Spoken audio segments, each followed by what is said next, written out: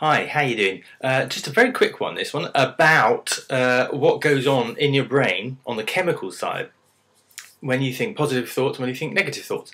So I've explained it to a few people, but I thought it might be useful to put it up on here. You might well know this, but brain cells are like, I call them like little octopuses because they've got these tentacles that stick out. They're called dendrites, and they sit next to the other octopuses with their dendrites out, and there's a gap in between them called the synaptic gap. You might well have heard of it. They don't actually touch. What happens is when you get a brain impulse, it travels from one side across to the synaptic gap to the other side, and it creates a train of thought or a thought pattern as it goes across and through your brain. However, the synaptic gap doesn't necessarily conduct the brain impulse to create a thought. If you think positive thoughts, you create and your brain releases a chemical called serotonin, and that acts as a conductor to help the thought go along and across the synaptic gap and along, creating a train of thought. So that's great for creative thinking and broader thinking patterns. Serotonin also makes you feel good. It's kind of the happy drug that the body can produce in unlimited supplies. So you're your own dispensing chemist.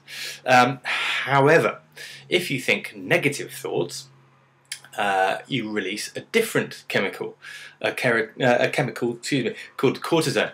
And what cortisone does, it has a very different reaction. It blocks the gap to stop the free thinking so much, but it helps more in terms of the fight or flight situation that you get, and often described in terms of the body. So it focuses more on the muscles, or allows you to focus more on the muscles, and particularly when you get a shot of adrenaline, that focuses on your muscles.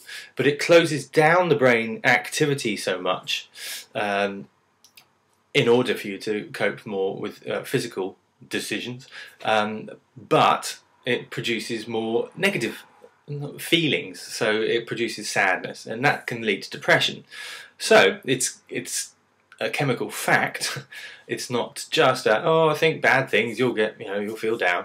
It's actually what's going on in the brain. You release chemicals when you think negative thoughts, when you think badly of yourself or others.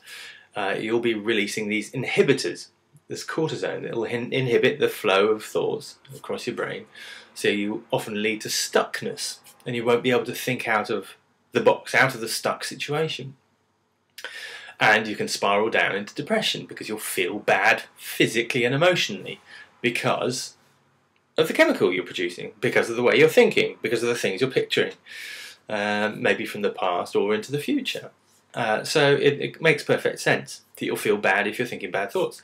Yet if you switch that around, think good thoughts, remember things from the past that make you feel good. They'll make you feel good now because you produce that serotonin that releases and acts as the conductor for your thoughts to flow freely and make you feel good.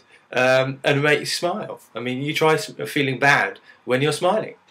Generally, when people feel bad, they'll be hunched down, looking down, often to the right, and everything it becomes heavy. Whereas it changes your state physically because it's a chemical change of what's going on in here. So I just wanted to share that with you because you might not know it, and I might talk, or I do talk about being positive. There's a reason for that, because of the chemicals you release in here. So you're able to make better pictures for your future and forget about the crappy ones from the past. So there we go, I leave you with that. There's loads more on this stuff, but I thought I'd give you that snippet. So let serotonin into your life, because you have an unlimited supply. You control the feeding of that, how much you feed into your brain and into your body. So be mindful of that. You can literally release it by smiling. If you do that, it releases chemicals of serotonin.